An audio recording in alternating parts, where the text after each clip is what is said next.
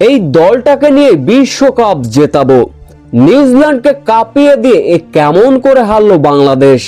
এই বাংলাদেশের দলটাকে নিয়ে এমন আশাবাদী, এমন খুশি যে তামিম ইকবাল ম্যাচ শেষে বাংলাদেশকে নিয়ে একই মন্তব্য করলেন তিনি। নিউজিল্যান্ডের বিপক্ষে ওয়ানডে হোক বা টি-20 দাপট দেখানো বাংলাদেশ। প্রথম টি-20তে নিউজিল্যান্ডের বিপক্ষে দাপটীয় জয় পেয়েছিল টাইগাররা। তবে চট্টগ্রামে দ্বিতীয় টি-20 ভেস্তে গেল বৃষ্টিতে। তৃতীয় টি-20 ম্যাচে ফিরতে পারবে কি, সিরিজ বাঁচাতে পারবে কি নিউজিল্যান্ড, অন্য প্রান্তে বাংলাদেশ কি সিরিজ জিতে নিতে পারবে, এমন সমীকরণে আগে ব্যাটিং করতে নেমেছিল বাংলাদেশ। শুরুটা অবশ্য ভালো হলেও শেষটা মলিন হলো টাইগারদের।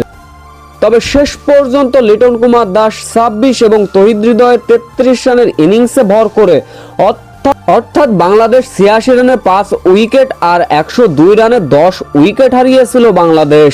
তবে শেষ পর্যন্ত ওভার যখন কমিয়ে আনা হয়েছিল 15 ওভার, 14 ওভার 2 বলে গুটিয়ে গিয়েছিল বাংলাদেশ। এই লক্ষ্য তাড়া করতে নেমে ওয়াও কি দুর্দান্তই না বোলিং করলেন শরীফুল ইসলাম। একের পর এক উইকেট তুলে নিয়ে নিউজিল্যান্ডের কোমর ভেঙে দিয়েছিলেন।